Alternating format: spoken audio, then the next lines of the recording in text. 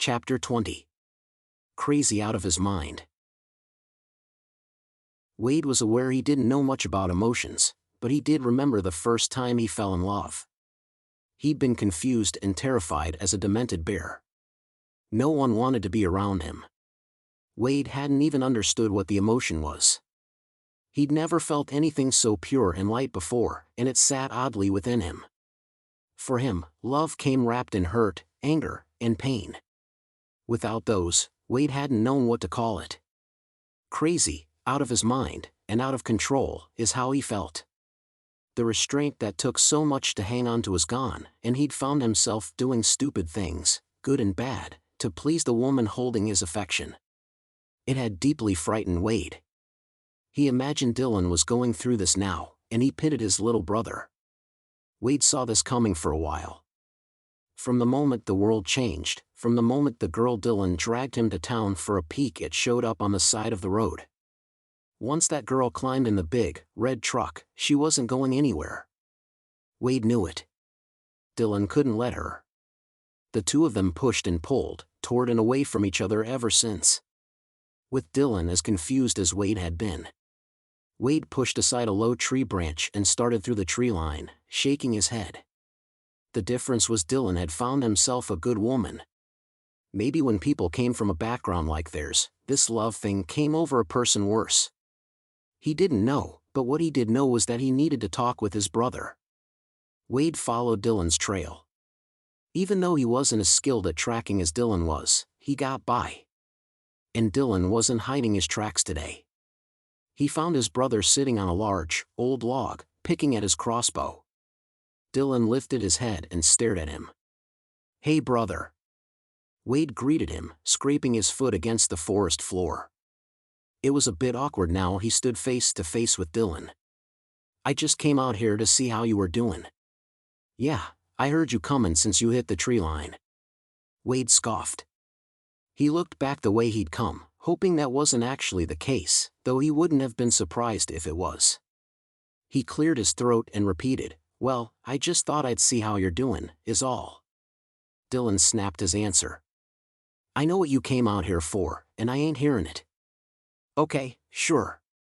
I'll just keep company then, sit a spell." Wade lowered himself to the other end of the log. He launched into a detailed explanation of a new waste compost he wanted to build. After a while, Wade's jabbering had the desired effect. Dylan heaved a great sigh. "Just say what you came out here to say." A smile lit up Wade's face. He had some fine big brother advice. Wade told Dylan how his first love made him feel and how, even if she hadn't been wrong for him, he would have messed it all up because he didn't know what he was doing. When Dylan responded, it was not the way Wade expected. "Wade, what does that have to do with me?"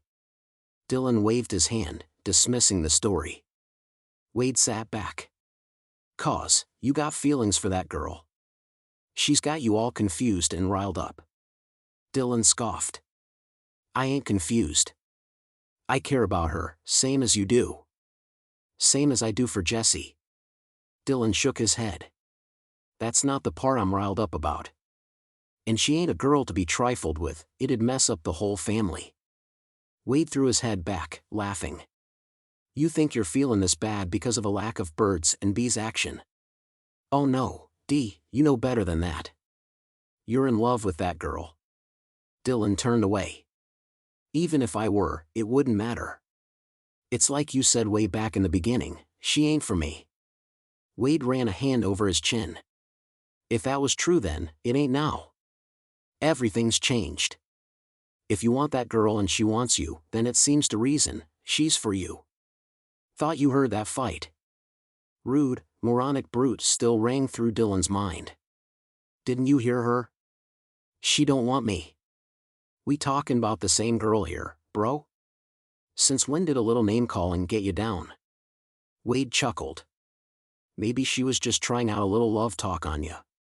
Wade's attempt to lighten the mood worked, and though Dylan scoffed at him, he smiled. Wade patted Dylan's arm. "You waited a while to find yourself a woman. And Sky, she's a good one. She's good for you, good for us all. Somehow we ended up with a little family, and I like it."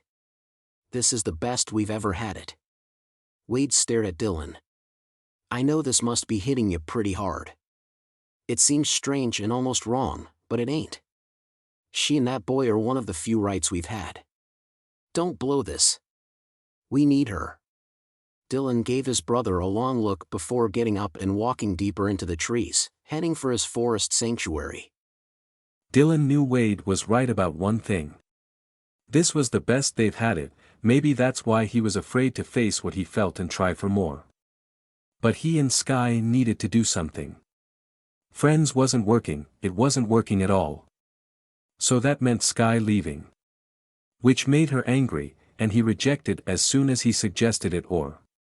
Dylan heaved a sigh, attempting to release the tight band around his chest. He ran a hand over his face. If everything else was out of the question, he must do the only thing left. Well, he would try and see where it took them. Dylan bit his lips together a few times and looked to the treetops. After the way he left her, she might never talk to him again. He had no choice but to do whatever it took to get back in her good graces. He only hoped he could.